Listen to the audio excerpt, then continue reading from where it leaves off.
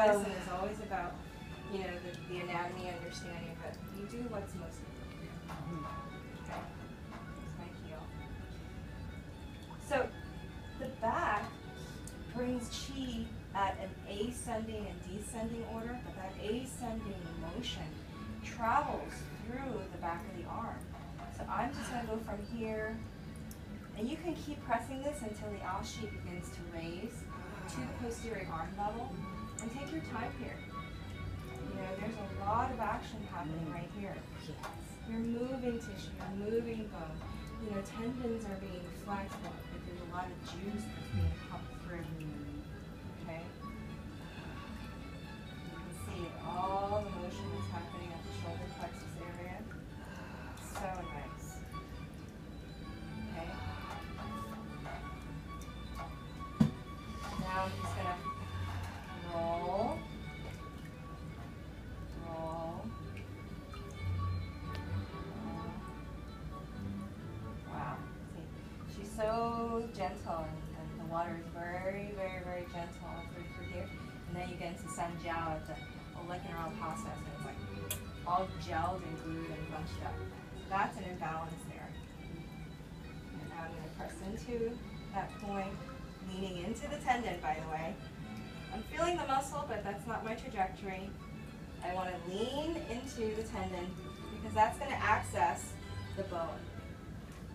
Now I'm on the joint, just superior to the olecranon process. There's, you know, that medial aspect of the tendon. That's exactly where my foot's on. The pressure is right there. It's leaning right into the joint.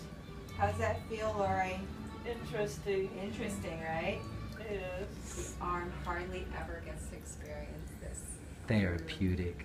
Through massage or yoga. This is so unique of a feeling. And I can't tell you what it's doing for the heart meridian and the San Jiao. We're accessing pericardium here too, right? Everything. Heart, San Jiao, lung, pericardium has a direct relationship with the liver. You know, all elements. Every element is in the finger. Everything. It's a metal? Metal, you know, liver and lung. But there's like a different number system in Taoist practice. Like this becomes earth. You know, I don't really remember. But, you know, all 5 elements are in the hand. Beautiful. Man. Lots of transformation happening. And then in the upper, as you know, that vaporous action conducts and conducts and conducts. It's very, very beautiful. I mean, it's just like vapor traveling in and traveling into all the cells that really haven't experienced that chi and blood before. It's all coming back in, and it's coming in as vapor now.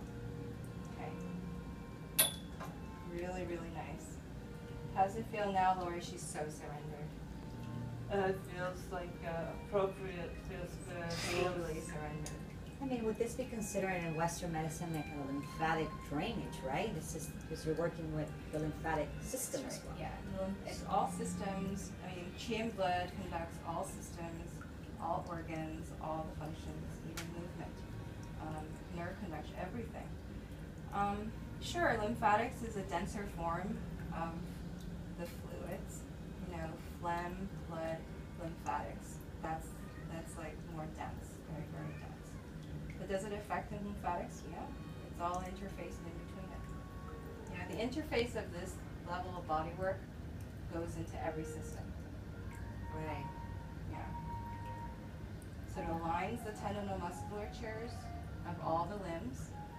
It sometimes can offer adjustments because of the alignment factor. It nourishes all the organs, heals deep tissue wounds, because of the breaking up of the adhesions. It's deep restoration, it's restorative therapy. It balances the hormonal system of the body because of all the pain aspect that's being resolved. It will go in at an endocrine system to the body. So the brain is like a pharmacopoeia. The brain knows how to send signals into the body to heal. Well, stagnation prevents that. Blood and chi stagnation will create the same result over and over and over and over. And as you can see with some of the examples like Gua Sha, because of the nature and the anatomy and the function and the way it is organized, it will literally stay stagnant and stay stagnant and stay in gel and bunch because of its anatomy, just the way it is. Until you release it at a connective tissue level, it'll just stay the same. Doesn't matter what you eat, what herbs you take. You know, that's why body work is the first form of healing ever created to resolve pain. Why? You know, how did that happen? 5,000 years ago, the body was experiencing extreme and, pain, and the hands went out, the spirit reached out with its healing vibration and said, I need to touch this area to heal it. This is primal. And there's, so I just trust it. That's amazing. Okay. So now we're going to compress into the ashi of the lower arm. It's really fully expressed now, as you can see. Even just the most gentle pressure at the skin and tissue level is causing curve. Then there's still the thumb and still the base of the thumb joint. Okay, so I'm going to Against step off. Ah! Even more. Ah! It's Chinese medicine, sister. I know, It's- it's weird. And we love it. And it produces rapid results. I like it.